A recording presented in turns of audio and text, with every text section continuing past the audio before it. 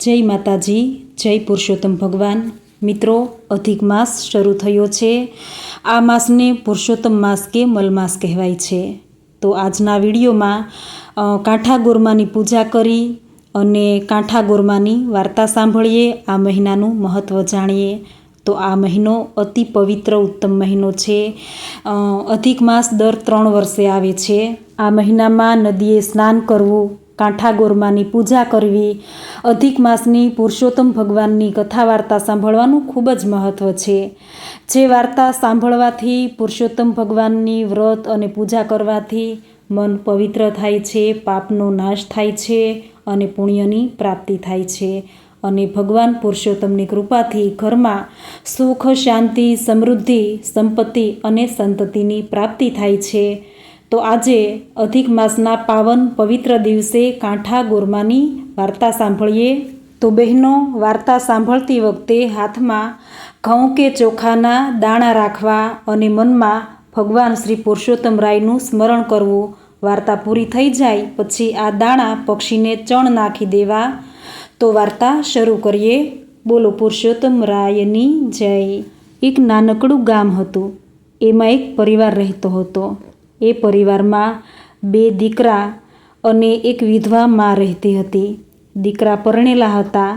બંને વહુને સાસુ સાથે બનતું ન હતું એટલે દીકરાઓ માંથી અલગ રહેતા। આમ 3 રસોડા થયા, પણ વાર તહેવારે બધા એક જ રસોડે સાથે બેસીને જમતા। આમ વિધવા માતા અલગ રહેવા છતાં બાળકોની સાથે હળી મળીને રહેતા। ડોશીમાં સવારે વહેલા ઉઠે, સ્નાન કરે, મંદિરે જાય, દેવ દર્શને જાય, આમ પ્રભુ ભક્તિમાં એના દિવસો વિતાવે। આમ ડોશીમાનું જીવન ધાર્મિક વૃત્તિનું હતું। એવામાં અધિક માસ આવ્યો। ડોશીમા તો અધિક માસના એકટાણા કરે છે, નદીએ નાહવા જાય છે, કાંઠા ગોરમાનું પૂજન કરે છે અને નાની વહુને પણ સાથે લઈ જાય છે। પણ મોટી વહુને આ ગમતું નથી। એ તો પૈસાદાર ઘરની દીકરી હતી, હરવા ફરવાનું એને વધારે હતું। એથી મંદિરે જાય, પૂજા પાઠ કરવું એ એને ન ગમતું। દાન પુણ્ય તો એ કરતી જ નહીં। નાની વહુ ગરીબ ઘરની દીકરી હતી। એ નાનપણથી જ ધાર્મિક અને સંસ્કારી હતી, ભોળી અને કયાગરી હતી, પારકે દુઃખે દુઃખી થઈ જાય તેવી હતી। એ પણ સાસુ સાથે રોજ નદીએ સ્નાન કરે છે, કાંઠા ગોરમાની પૂજા કરે છે, પુરુષોત્તમ ભગવાનની વાર્તા સાંભળે છે અને તેને તેના જેઠાણી યાદ આવ્યા। તેને થયું કે જેઠાણી પણ અધિક માસનું વ્રત કરે તો એને પણ પુણ્ય મળે, તેની પણ મનોકામના પૂર્ણ થાય। અને એક દિવસની વાત છે, એ ભલી ભોળી દયાળુ દેરાણી તો એની જેઠાણીના ઘરે ગઈ અને કીધું કે ભાભી, અત્યારે પવિત્ર પુરુષોત્તમ માસ ચાલે છે। આખું એ ગામ નદીએ નાહવા જાય છે, સ્નાન કરે છે, કાંઠા ગોરમાની પૂજા કરે છે। તો ભાભી, તમે પણ અમારી સાથે આવો, પૂજા કરો, વાર્તા સાંભળો। તો ભાભી, તમે અમારી સાથે ચાલો। આમ કીધું એટલે જેઠાણીનું મન જરા ખાટું થઈ ગયું અને એ તો બોલવા લાગી કે તારી જેમ હું કંઈ નવરી નથી। તમે અને સાસુ વહુ તમે બંને પુણ્યના પોટલા બાંધ્યા કરો, મારે નથી બાંધવા। કાંઠા ગોર એ વળી શું, એની ઘરે હું મારી ઘરે, મારે એની સાથે કંઈ લેવા દેવા નહીં, મારે કંઈ નવરાઈ નથી। છોકરા નિશાળેથી આવે, મારો પતિ પેઢીએથી આવે, દીકરી પણ સાસરેથી આવવાની છે અને વહુ પિયર ગયા છે, મારે રસોઈ કરવાની હોય, ઘરના કામ કરવાના હોય, હું કાંઈ તમારી જેમ નવરી નથી, મારે નથી આવવું, જાઓ તમે। આવા જેઠાણીના વેણ સાંભળી દેરાણીને તો ખૂબ જ દુઃખ થયું। દેરાણીને થયું કે મારા પ્રભુનું અપમાન કર્યું, ગોરમાનું અપમાન થયું। એને તો આંખમાં આંસુ આવી ગયા। એ તો એની સાસુ પાસે ગઈ અને બધી વાત કરી। સાસુએ વાત સાંભળી અને કીધું કે એ જેવું કરે એવું ભરે, સુખમાં સોની સાંભળે, તેને ભક્તિ કરવી ના ગમે, તેનું ભાગ્ય ફૂટ્યું છે તેથી જ આવી વાતો કરે છે।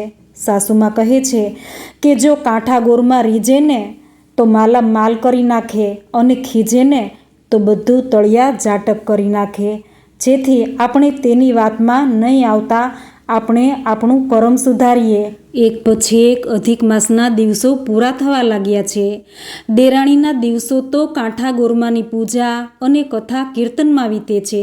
ધાર્મિક કાર્યોમાં વીતે છે, સત્સંગ કરે છે, બેન દીકરીઓ સાધુ બ્રાહ્મણને દાન પુણ્ય કરે છે, અને જેઠાણી સંસારની માયામાં અટવાયા છે એની પાસે તો ભક્તિ કરવાનો સમય જ ક્યાં છે? કહેવત છે ને કે માને તેનું મન દેવ સમય સમયનું કામ કરે છે. કાંઠા ગોરમાની દયાથી દેરાણીને તો ઘરમાં સુખ સાહેબી છે, ઘરનું કામ કરે છે, સમયસર ઘરના સભ્યોને ભાવતા ભોજન બનાવી જમાડે છે અને કાંઠા ગોરમાની પૂજા કરે છે. જ્યારે બીજી બાજુ જેઠાણીના ઘરે તેનો પતિ ઘરમાંથી ક્યાંક ચાલ્યો ગયો છે. નિશાળે ગયેલો છોકરો ઘરે આવ્યો નથી. દીકરીના સાસરિયા પણ દીકરીને દુઃખ આપે છે. જાણે બધી બાજુથી કોપ વર્તાયો. જેઠાણી તો ઢીલા ઢબ થઈ ગયા. તે રડતી રડતી દેરાણી પાસે આવી, બધી દુઃખની વાત કરી.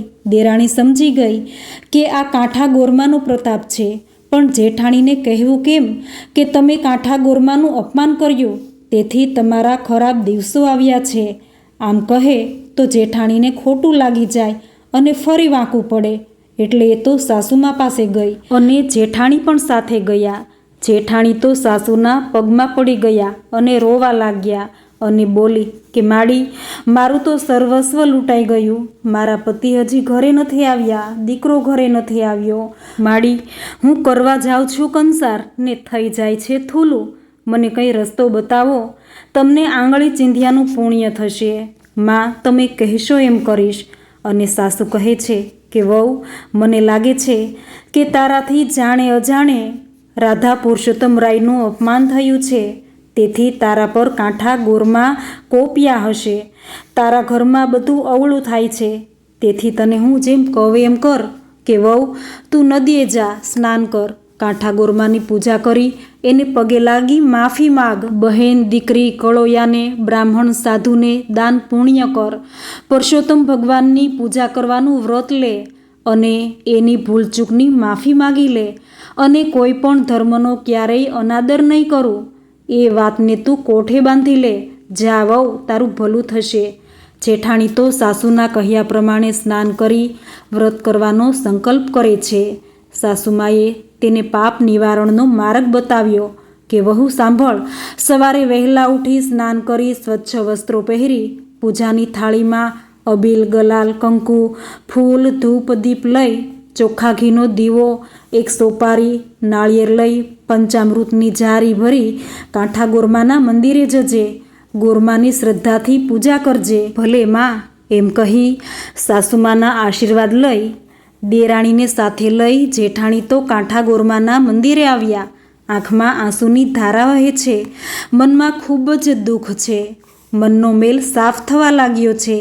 જેઠાણી તો પોતાની ભૂલ માટે ક્ષમા માગતી ગઈ અને પૂજા કરતી ગઈ અને શ્રદ્ધાથી કાંઠા ગોરમાની વાર્તા સાંભળી. માને ચૂંદડી ચડાવી, ખોળો પાથર્યો અને આજીજી કરી કે હે માં, તું તો દયાળી છે. હે માં, છોરું કો છોરું થાય પણ માતા કુમાતા ન થાય. હું તમારું બાળક છું, મને ક્ષમા કરો માં. મારાથી કંઈ અજુગતું થઈ ગયું હોય તો મને માફ કરો. અને કાંઠા ગોરમા તો પ્રસન્ન થયા. જેઠાણીના પતિ કુશળતાપૂર્વક ઘરે આવ્યા. સર્વ જગ્યાએ મંગળ સમાચાર મળ્યા. જેઠાણી કહેવા લાગ્યા કે હે ગોરમા, તમારી લીલા અનેરી છે. મને મારું બધું જ સુખ પાછું મળી ગયું છે. અધિક માસમાં હું શ્રદ્ધા સાથે વ્રત પૂજન કરીશ. બહેન દીકરી ભાણેજરું સાધુ બ્રાહ્મણને જમાડીશ. યથાશક્તિ દાન કરીશ. અને બંને દેરાણી જેઠાણી રાજી થઈ ગયા. સાસુમાને પણ હરખનો પાર ન રહ્યો. ઘરમાં સુખ, સમૃદ્ધિ અને ઐશ્વર્ય પ્રકાશવા લાગ્યું. હે કાંઠા ગોરમા, તમે જેવા દેરાણી જેઠાણીને ફળ્યા એવા આ કથા વાંચનાર, સાંભળનાર દરેકને ફળજો.